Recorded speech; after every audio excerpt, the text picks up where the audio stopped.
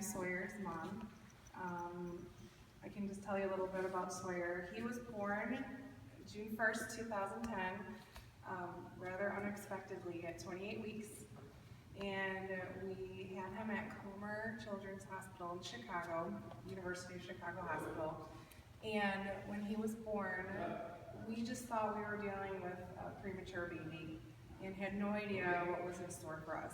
We have another daughter who was born premature and was in the NICU for several weeks, and we sort of expected the same thing that was going to be happening, except it would be longer. So 2 days after he was born, we made the decision to let him go after discovering that he had a very severe congenital heart defect named tetralogy of Fallot, and it changed our life. And we never gave up hope.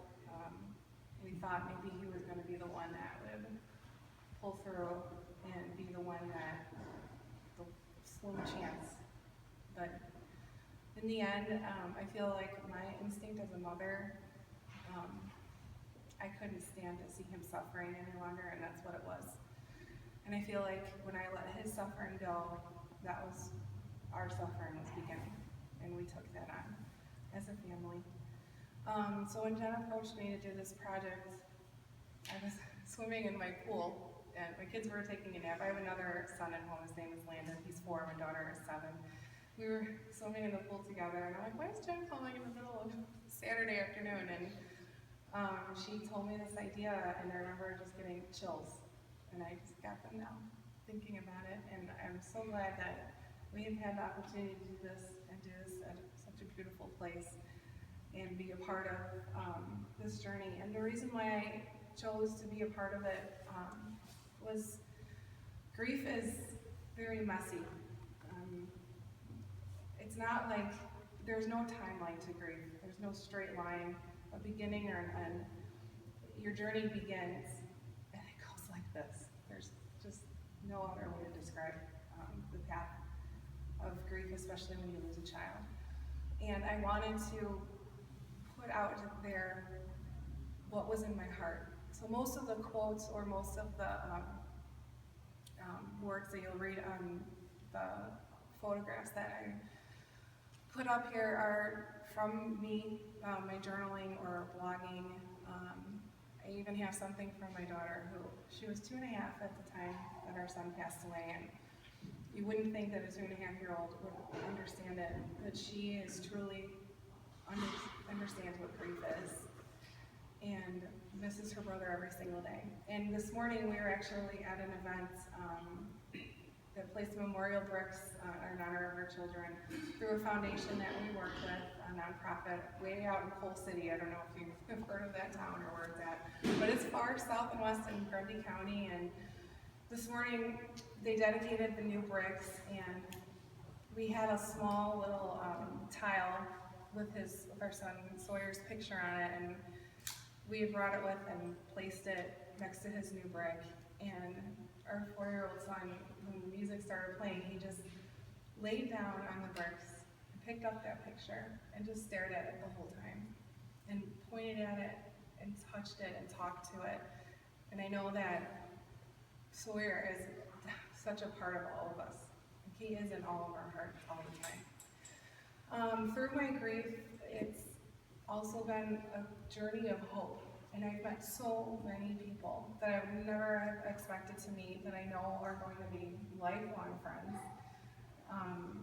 And through this hope also, and this healing, there's so much love inside of us that it's hard to know what to do with.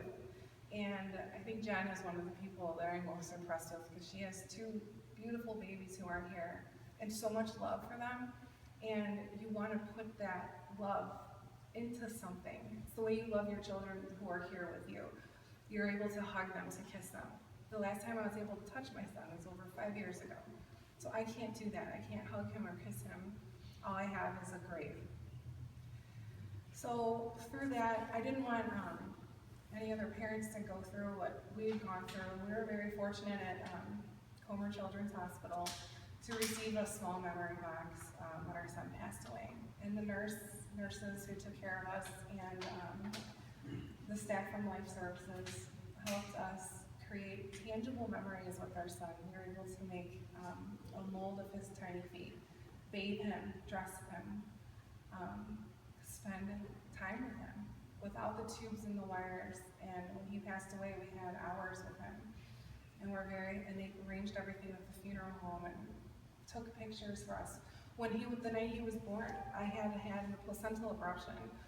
So it was an emergency surgery. I wasn't awake for his birth. Eric couldn't be in the room because it was that grave of a situation. And I remember waking up around 2 o'clock in the morning out of all the pain meds and everything, and I'm like, where's my son? And this nurse, I called on the NICU, she just wants you to breathe and relax, and I will be there for you.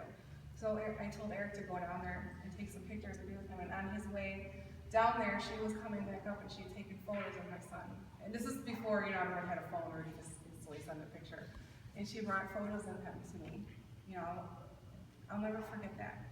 So what they did for us, we wanted to do for other families. So we founded Sawyer's Heart Project later that year, and we work with Angels of Hope, the nonprofit in our community. We serve Will and Grundy counties, and we currently serve 3 hospitals, and we're looking to expand into maybe some other counties, because we know there's people who might live in Will County but go to a hospital outside of there. So, and we place the things in the memory boxes that we had, and we distribute them to families who lost a baby as young as 16 weeks, all the way up to newborn. So we have people who make us tiny, tiny little crochet hats, booties, blankets, and it's just an honor to be part of a community of people who have really shown us how good the world is, because I feel that there are so many bad things every single day, and there's so much good that can come out of terrible situations.